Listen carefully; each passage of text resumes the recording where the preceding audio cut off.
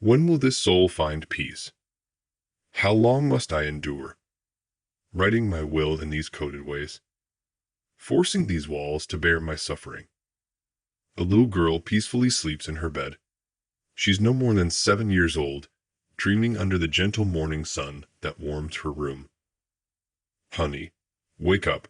Her mother beckons gently through the door, tapping to rouse her. I'm awake, she responds sleepily, peeking out from under her blanket. With a yawn, she rises to face the day. But tonight, Mommy kisses her goodnight and tucks her in. Sleep tight, don't let the bed bugs bite. Good night, Mommy. The girl smiles up at her mother, her eyes like colored orbs, holding a world full of understanding and compassion. The world that's never failed her. The lights go out, and the walls stir. They're back. Again, as they've come countless times before. The girl does what her mother always advises. Just hide under the blanket, and any monster will go away. Curling under her blanket, she sits in silence, holding her breath, paralyzed with fear. She hears them moving around, searching for her. Soon they'll find her, so she resorts to her only remedy. Springing out of bed, she dives under her desk into a small box. She grabs a red pencil, its leaf firm and unyielding as iron. Without hesitation, she finds a spot on the wall and begins to write. Where do these words come from? She wonders as she writes. Ascension is needed now. Free me from earthly bonds. Examine my every move, to judge my true heart. Be it heaven or hell, just take me away from here. The walls grow quiet momentarily, but it can't last forever. Her words hold little sway over the devils chasing her. She returns to the box, replacing the pencil with a brush. Dipping it in red paint, she whispers, the strokes will be smooth but erratic, like flowing water. Her hand returns to the wall. Tell me again, the tale of how I may remain sane. The one you believe in. And I hope you do. Tell me again. Why I mustn't weep at night. Why the stars should bring me joy, and the moon should comfort me. Tell me again. Why you cherish every move I make. Why my sight doesn't fill you with dread. Why the thought of me doesn't make you scream. Rushing back to the box, she retrieves a red-colored pencil one last time. Your writing will be faint and delicate, almost invisible and fragile as a cloud. With those words, she writes. Night descends once more, and they come, as they always do.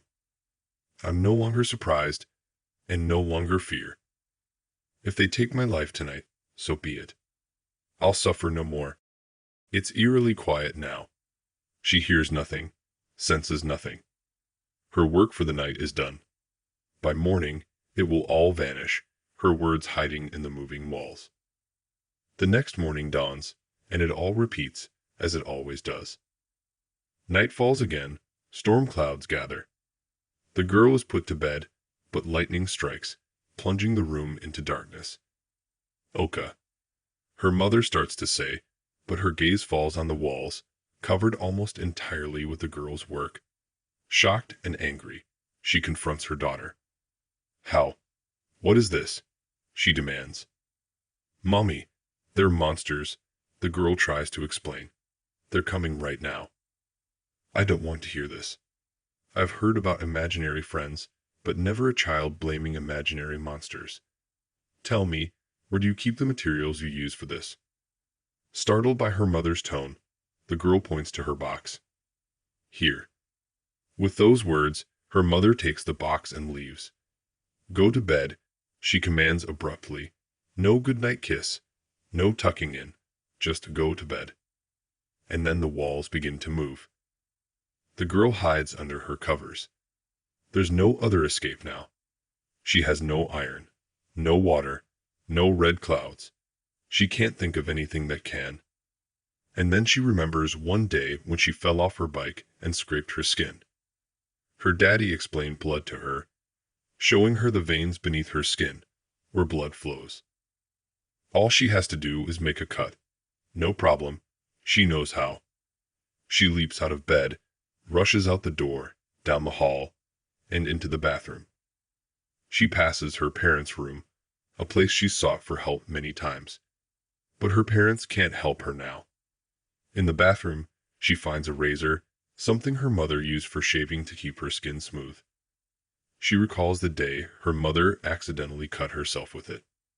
This should work. The girl hurries back to her room, walls shifting around her. She sits before the wall, examining her skin, searching for a vein. She finds one on her wrist, hesitates, then cuts it. The liquid she's seen only a few times before drips onto the floor. It hurts more than her bike fall, but she bears it. She touches her finger to the wound, lets the blood coat it, then presses her finger against the wall to write. On the wall, in red, she writes, "My thoughts and feelings. Crushed by living, ripped from my grasp. My life drains away. Let it fade. In this life, I cannot thrive. If there's nothing." Before she can finish, darkness overwhelms her. Her eyelids grow heavy, her arm stiffens. She collapses onto the floor. The next morning, neighbors hear the mother's screams upon finding her daughter sprawled in a pool of blood. The mother nearly falls, clutching the doorframe as she shouts for help. But then the lights flick on. The curtains remain drawn, the room pitch black. Physically, she sees poems adorning the walls, written in red, one by the little girl, penned in her own blood. But it's the footprints that catch her eye most, a trail across the floor, walls, and ceiling of the girl's blood. "Demon footprints," she murmurs.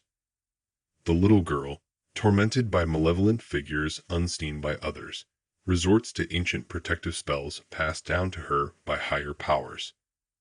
Though her parents cannot perceive the demons, in the realm of darkness, they can see the girl's words, scribed with mortal implements. Ultimately finding no other recourse, the girl turns to her own blood for aid. By sacrificing herself, she leaves an indelible substance that demons can tread upon, marking their path behind them.